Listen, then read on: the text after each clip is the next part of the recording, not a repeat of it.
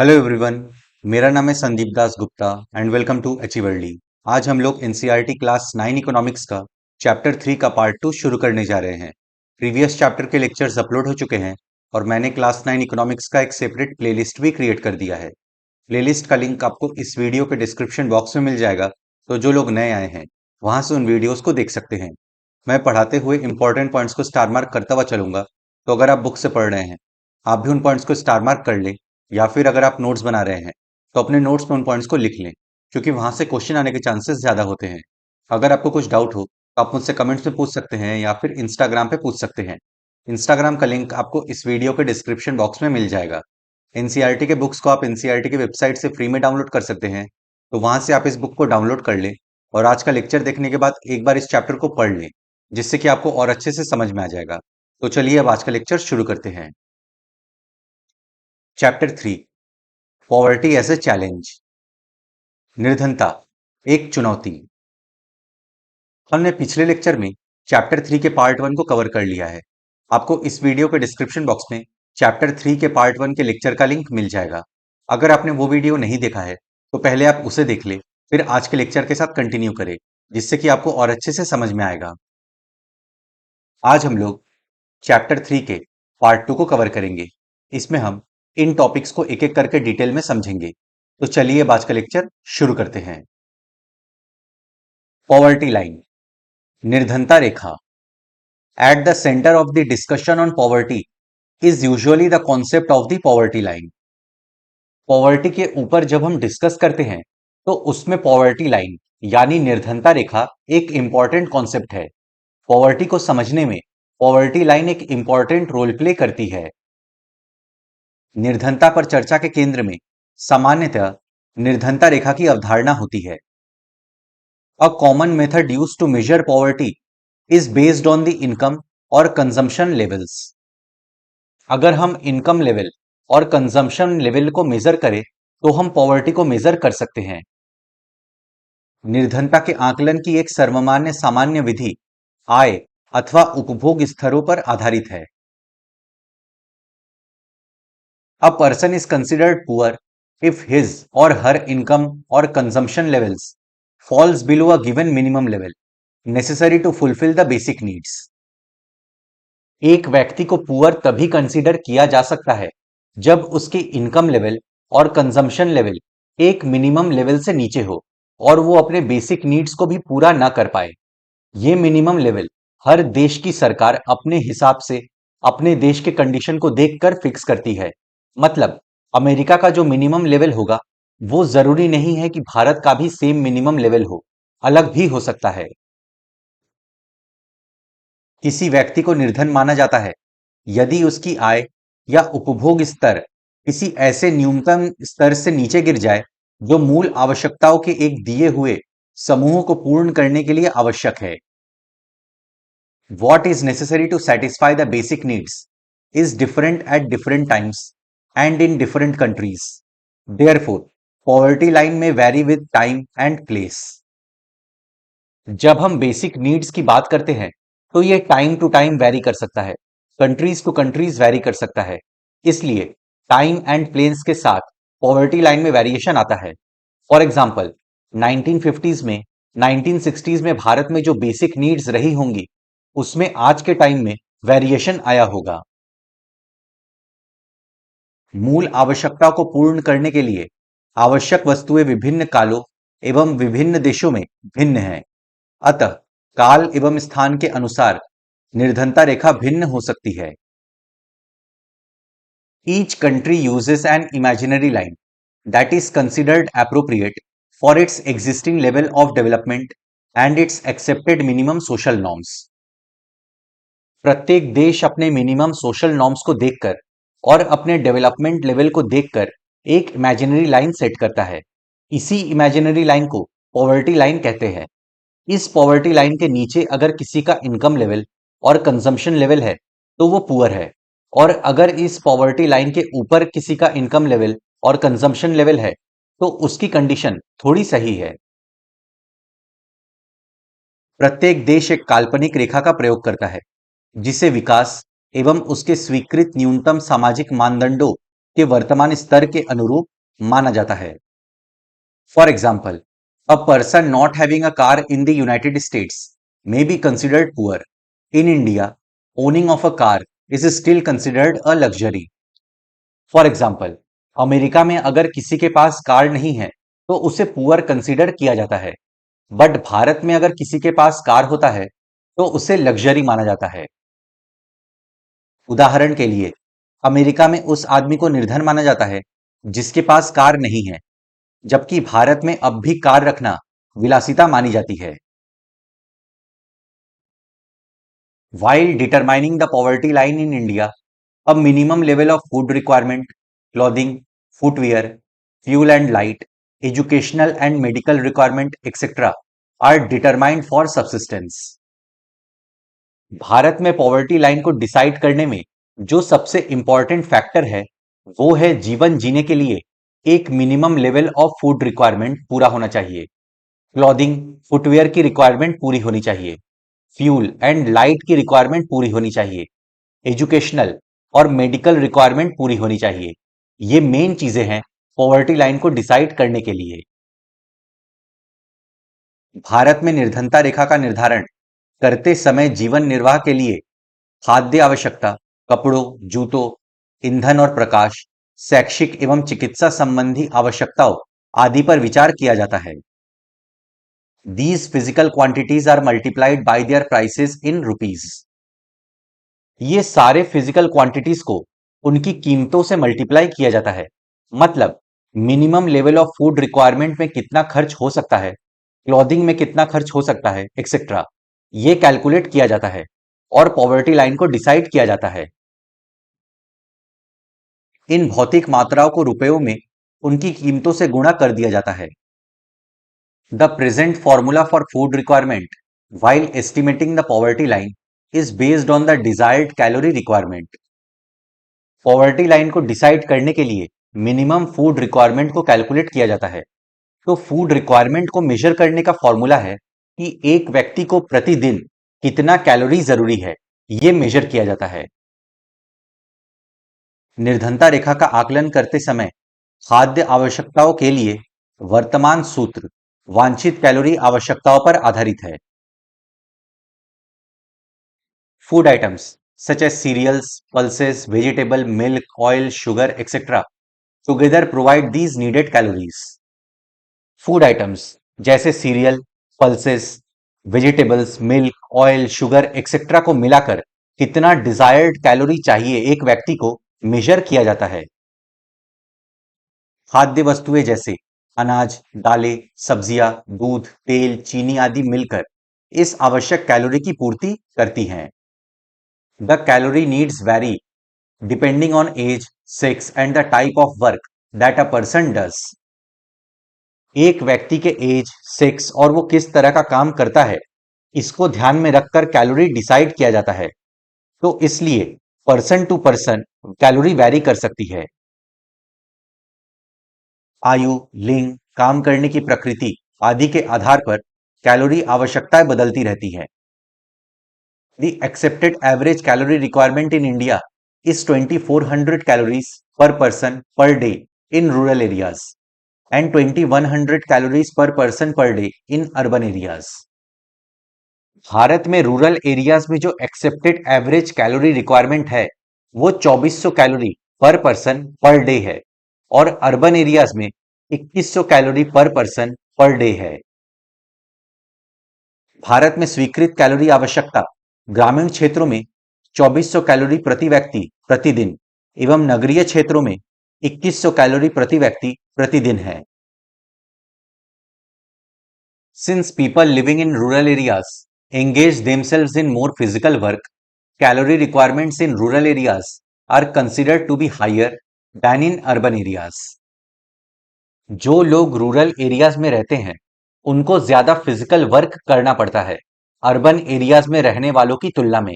इसलिए urban areas के calorie requirement की तुलना में रूरल एरियाज में कैलोरी रिक्वायरमेंट ज्यादा है।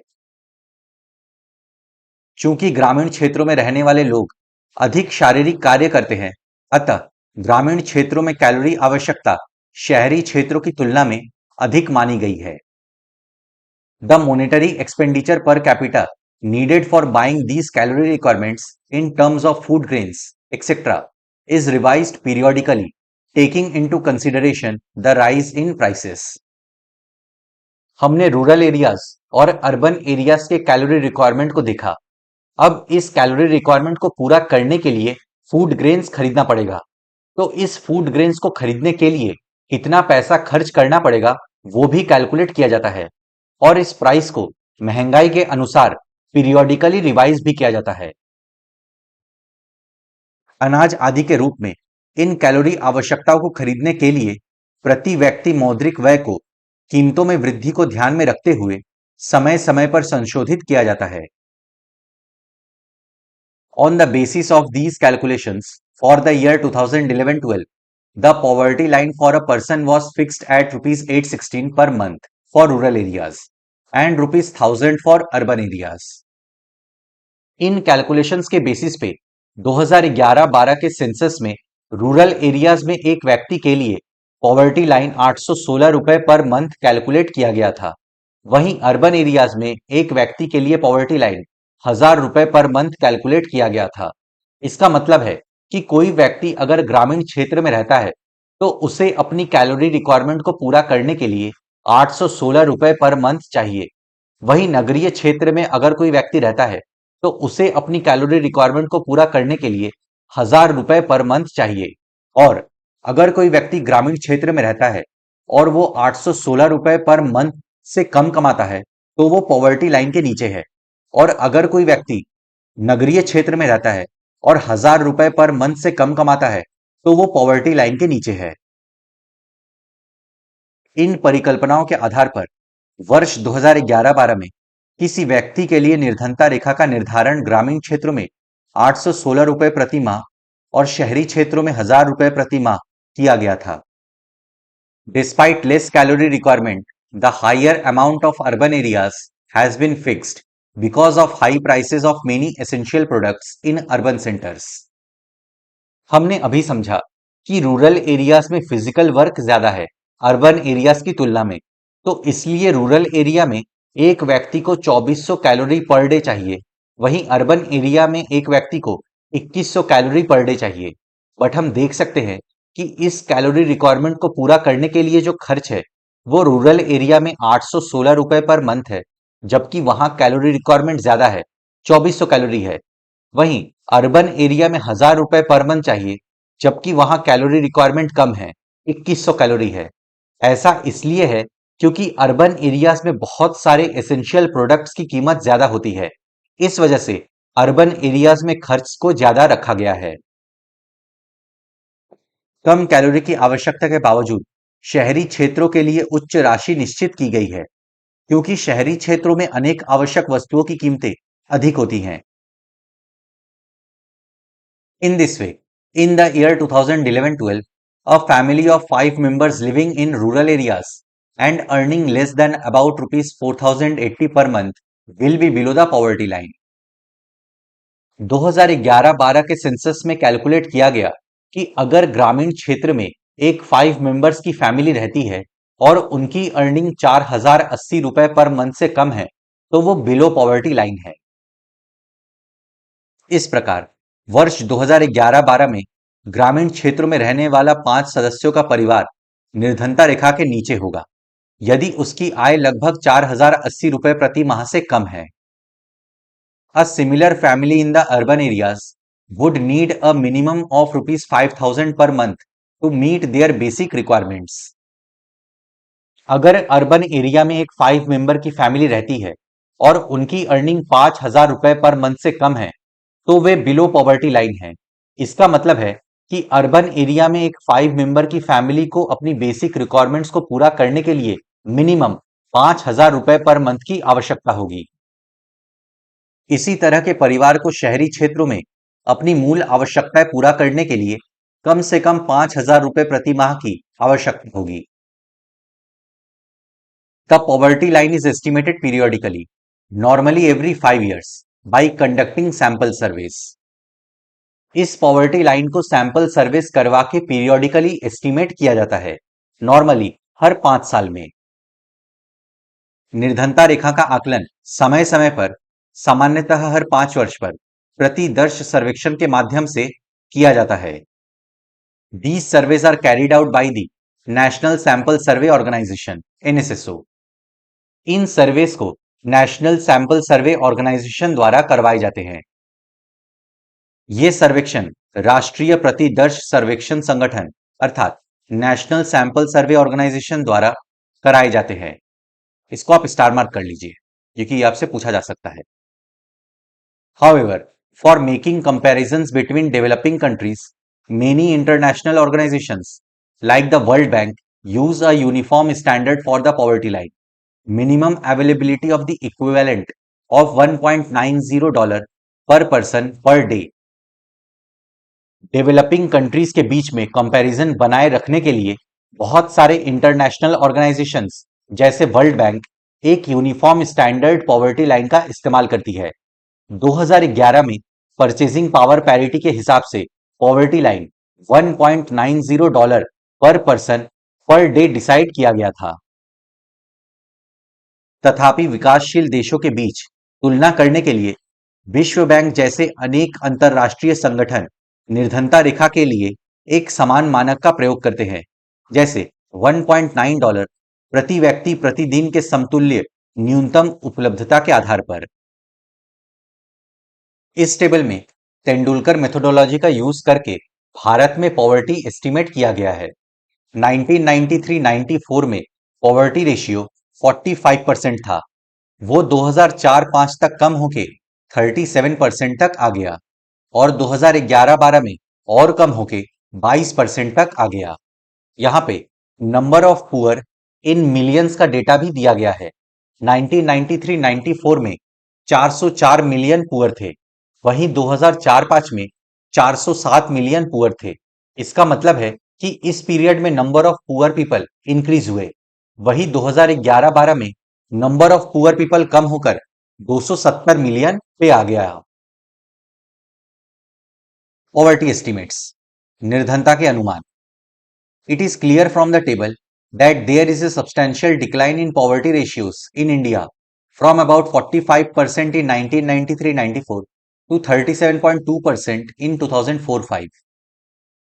हमने अभी टेबल में देखा कि 1993-94 में पॉवर्टी रेशियो 45% था, वो कम होकर 2004-5 में 37.2% पे आ गया, तो पॉवर्टी रेशियो में गिरावट आई है। तालिका से यह स्पष्ट है कि भारत में निर्धनता अनुपात में वर्ष 1993-94 में लगभग 45% से वर्ष 2004-5 में 37.2% तक महत्वपूर्ण गिरावट आई है। The proportion of people below poverty line further came down to about 22% in 2011-12। Poverty ratio 2011-12 तक कम होके 22% तक आ गया। इसे हमने इस टेबल में देख लिया है। वर्ष 2011-12 में निर्धनता रेखा के नीचे के निर्धनों का अनुपात और भी गिरकर 22% पर आ गया। If the trend continues, people below poverty line में come down to less than 20% in the next few years. अगर ऐसा ही ट्रेंड चलता रहा तो आने वाले सालों में पॉवर्टी लाइन के नीचे लोगों की संख्या घटकर 20% से भी नीचे आ जाएगी। यदि यही प्रवृत्ति चलती रही तो अगले कुछ वर्षों में निर्धनता रेखा से नीचे के लोगों की संख्या 20% से भी नीचे आ जाएगी।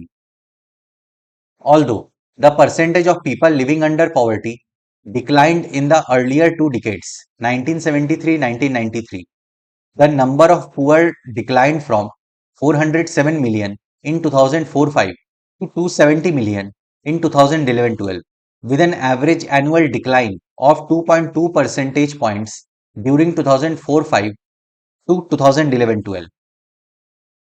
1973 से 1993 में पॉवर्टी लाइन से नीचे रहने वाले लोगों के परसेंटेज में गिरावट आई है। हमने टेबल में देखा कि 2004-5 में नंबर ऑफ पुअर 407 मिलियन थे, जो घटकर 2011-12 में 270 मिलियन हो गया है, जिसमें 2004-5 से 2011-12 के बीच एवरेज डिक्लाइन 2.2% एनुअली है।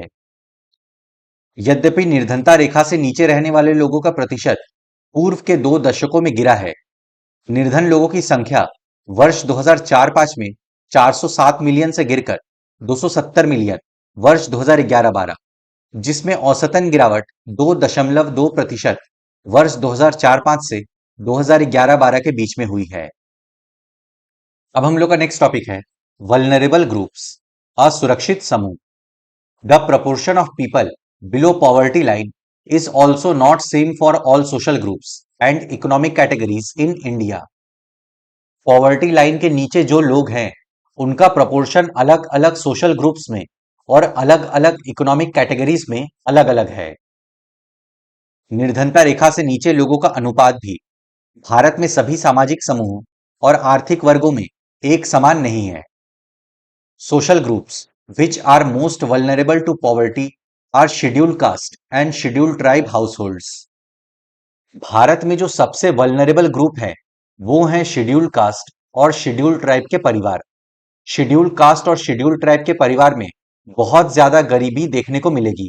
वे पॉवर्टी लाइन के नीचे हैं, इसलिए वे और ज्यादा वल्नरेबल हो जाते हैं। जो सामाजिक समूह निर्धनता के प्रति सर्वाधिक असुरक्षित हैं वे अनुसूचित जाति और अनुसूचित जनजाति के परिवार हैं। Similarly, among the economic groups, the most vulnerable groups are the rural agricultural labor households and the urban casual labor households. जब हम इकोनॉमिक ग्रुप्स की बात करते हैं तो रूरल एरियाज में सबसे ज्यादा vulnerable group agricultural labour household है और अर्बन एरियाज में कैजुअल लेबर हाउसहोल्ड है। इसी प्रकार आर्थिक समूहों में सर्वाधिक असुरक्षित समूह ग्रामीण कृषि श्रमिक परिवार और नगरीय अनियत मजदूर परिवार है। Graph shows the percentage of poor people in all these groups. निम्नलिखित आरेख इन सभी समूहों में निर्धन लोगों के प्रतिशत को दर्शाता है। देखिए, इस ग्राफ में मोस्ट वल्नरेबल ग्रुप्स को दिखाया गया है। ओवरऑल इंडिया में एवरेज 100 लोगों में 22 लोग पॉवर्टी लाइन के नीचे हैं। वहीं शेड्यूल्ड ट्राइब में 100 लोगों में 43 लोग पॉवर्टी लाइन के नीचे हैं। शेड्यूल्ड कास्ट में 100 लोगों में 29 लोग पॉवर्टी लाइन के नीचे हैं। रूरल एरियाज में कैजुअल लेबर फार्म में 100 लोगों में 34 लोग पॉवर्टी लाइन के नीचे हैं। वहीं अर्बन एरियाज में कैजुअल लेबर नॉन फार्म में 100 लोगों में 34 लोग पॉवर्टी लाइन के नीचे हैं। Although the average for people below poverty line for all groups in India is 22, 43 out of 100 people belonging to scheduled tribes are not able to meet their basic needs. हमने अभी graph में देखा कि भारत में overall poverty ratio 22% है। मतलब overall India में average 100 लोगों में 22 लोग पॉवर्टी लाइन के नीचे हैं। वहीं शेड्यूल्ड ट्राइब के 100 लोगों में 43 लोग पॉवर्टी लाइन के नीचे हैं, जो अपनी बेसिक नीड्स को पूरा नहीं कर पाते हैं। यद्यपि निर्धनता रेखा के नीचे के लोगों का औसत भारत में सभी समूहों के लिए 22 है। अनुसूचित जनजातियों के 100 में से 43 लोग अपनी मूल आवश्यकताओं को पूरा करने में असमर्थ हैं। Similarly, 34% of casual workers in urban areas are below poverty line. About 34% of casual labor farm in rural areas and 29% of scheduled castes are also poor. इसी तरह अर्बन एरियाज में 34% कैजुअल वर्कर्स पॉवर्टी लाइन के नीचे है। Rural areas में लगभग 34% casual labour farm poverty line के नीचे हैं और 29% शेड्यूल्ड कास्ट भी पुअर है। इसी तरह नगरीय क्षेत्रों में 34% अनियत मजदूर निर्धनता रेखा के नीचे हैं। लगभग 34% अनियत कृषि श्रमिक ग्रामीण क्षेत्र में और 29% अनुसूचित जातियां भी निर्धन हैं। The double disadvantage of being a landless casual wage labor household in the socially disadvantaged social groups of the scheduled caste or the scheduled tribe population highlights the seriousness of the problem. कभी कभी इसमें double disadvantage भी देखने को मिलता है। जब एक व्यक्ति शेड्यूल्ड कास्ट या शेड्यूल्ड ट्राइब को बिलोंग करता हो और साथ में लैंडलेस कैजुअल वेज लेबर भी हो, तब उसे बहुत सारी परेशानियों का सामना करना पड़ता है। तब वो डबल डिसएडवांटेज सिचुएशन में रहता है। अनुसूचित जाति या अनुसूचित जनजाति के सामाजिक रूप से सुविधा वंचित सामाजिक समूह का भूमिहीन अनियत दिहाड़ी श्रमिक होना उनकी दोहरी असुविधा की समस्या की गंभीरता को दिखाता है। Some recent studies have shown that, except for the scheduled tribe households, all the other three groups, that is, scheduled castes, rural agricultural laborers, and the urban casual labor households, have seen a decline in poverty in the 1990s. कुछ recent studies से पता चला है कि 1990s में scheduled tribe household को छोड़कर बाकी तीनों ग्रुप्स यानी scheduled caste, rural agricultural labourers और अर्बन कैजुअल लेबर हाउसहोल्ड्स में पॉवर्टी में डिक्लाइन देखा गया है। हाल के कुछ अध्ययनों ने दर्शाया है कि 1990 के दशक के दौरान अनुसूचित जनजाति परिवारों को छोड़कर अन्य सभी तीनों समूहों अनुसूचित जाति, ग्रामीण कृषि श्रमिक और शहरी अनियमित मजदूर परिवार में निर्धनता में कमी आई है। Apart from these social groups, there is also inequality of incomes within a family. In poor families all suffer, but some suffer more than others. इन सोशल ग्रुप्स के अलावा एक फैमिली के अंदर भी इनकम में इनइक्वलिटी देखी जाती है। एक पुअर फैमिली में सभी सफर करते हैं, बट कुछ लोग दूसरों से ज्यादा सफर करते हैं। इन सामाजिक समूहों के अतिरिक्त परिवारों में भी आय असमानता है। निर्धन परिवारों में सभी लोगों को कठिनाइयों का सामना करना पड़ता है, लेकिन कुछ लोग दूसरों से अधिक कठिनाइयों का सामना करते हैं। In some cases women, elderly people and female infants are denied equal access to resources available to the family. कुछ केसेस में विमेन, एल्डरली पीपल और छोटी बच्चियों को फैमिली में अवेलेबल रिसोर्सेज से वंचित किया जाता है। महिलाओं के स्वास्थ्य पर ध्यान नहीं दिया जाता, एल्डरली पीपल की केयर नहीं की जाती, लड़कों को पढ़ाया लिखाया जाता है बट लड़कियों को नहीं पढ़ाया जाता। कुछ संदर्भों में महिलाओं, वृद्ध लोगों और बच्चियों को भी ढंग से परिवार के उपलब्ध संसाधनों तक पहुंच से वंचित किया जाता है। Story of Sivaraman. शिवरमन की कहानी। Sivaraman lives in a small village near Karur town in Tamil Nadu. Karur is famous for its handloom and powerloom fabrics. There are 100 families in the village. Sivaraman Tamil Nadu में करूर टाउन के पास एक छोटे से गांव में रहता है। करूर अपने हैंडलूम और पावरलूम फैब्रिक्स के लिए फेमस है। इस गांव में 100 परिवार रहते हैं। Sivaraman and Arun Thathiyar by caste now works as an agricultural laborer for rupees 160 per day. Sivaraman Aryan Thathiyar caste को बिलोंग करता है और वो एग्रीकल्चरल लेबरर के रूप में काम करता है और 160 रुपए पर डे कमाता है। But that's only for 5 to 6 months in a year. At other times, he does odd jobs in the town. लेकिन ये काम उसको साल में 5 से 6 महीनों में ही मिल पाता है। जब एग्रीकल्चरल सीजन आता है तब बाकी टाइम में उसको टाउन में छोटे मोटे काम करने पड़ते हैं। His wife Shashikala too works with him, but she can rarely find work these days. And even if she does, she is paid rupees 100 per day for the same work that Shivaraman does. उसकी wife Sasikala उसके साथ काम करती है, लेकिन इन दिनों उसे काम बहुत मुश्किल से मिलता है और अगर काम मिलता भी है तो उसी सेम काम के लिए जो शिवरमन करता है शशिकला को बस 100 रुपए पर डे ही मिलता है। There are 8 members in the family. Shivaraman's 65-year-old widowed mother is ill and needs to be helped with her daily chores. He has a 25-year-old unmarried sister and 4 children aged between 1 year to 16 years. 3 of them are girls. The youngest is a son. परिवार में 8 लोग हैं। शिवरमन की 65 साल की विधवा मां बीमार है और डेली के कामकाज में उन्हें सहायता की आवश्यकता पड़ती है। उसकी 25 साल की अनमैरिड बहन है और 4 बच्चे हैं जिनकी एज 1 साल से 16 साल के बीच है। 3 लड़कियां हैं और सबसे छोटा बेटा है। None of the girls go to school. Buying books and other things for school going girls is a luxury he cannot afford. कोई भी लड़की स्कूल नहीं जाती। स्कूल के बुक्स खरीदना लग्जरी माना जाता है और शिवरमन इसे अफोर्ड नहीं कर सकता। Also, he has to get them married at some point of time, so he doesn't want to spend on their education now. His mother has lost interest in life and is just waiting to die someday. Sivaraman को अपने बेटी की शादियां भी करनी है, तो वो पैसा उनके एजुकेशन पे खर्च नहीं करना चाहता। उसकी माँ की अब जीने की इच्छा नहीं है और वो अपने मृत्यु की प्रतीक्षा कर रही है। His sister and elder daughter take care of the household. Sivaraman plans to send his son to school when he comes of age. Sivaraman की बहन और उसकी बड़ी बेटी घर का काम करती है। शिवरमन अपने बेटे को स्कूल भेजना चाहता है जब उसकी एज होगी। His unmarried sister does not get along with his wife.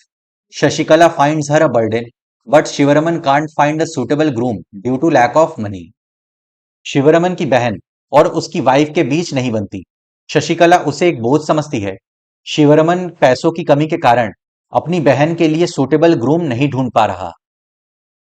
Although the family has difficulty in arranging 2 meals a day, Shivaraman manages to buy milk once in a while, but only for his son. उसके परिवार को 2 time का खाना प्रबंध करने में भी मुश्किल होती है। शिवरमन कभी कभी सिर्फ अपने बेटे के लिए दूध खरीद लेता है। तो फ्रेंड्स, इसी के साथ हम लोग का आज का लेक्चर समाप्त होता है। अब नेक्स्ट लेक्चर में हम लोग चैप्टर 3 के पार्ट 3 को शुरू करेंगे। मैं आशा करता हूं आपको सब कुछ समझ में आ गया होगा। अगर आपको फिर भी कुछ डाउट है तो आप मुझसे कमेंट्स में पूछ सकते हैं या फिर इंस्टाग्राम पे पूछ सकते हैं। अपने फ्रेंड्स के साथ इस वीडियो को शेयर करें। वीडियो पसंद आए तो लाइक करें, चैनल को सब्सक्राइब करें। मैं मिलता हूं आपसे नेक्स्ट लेक्चर में। Good day to everyone. जय हिंद।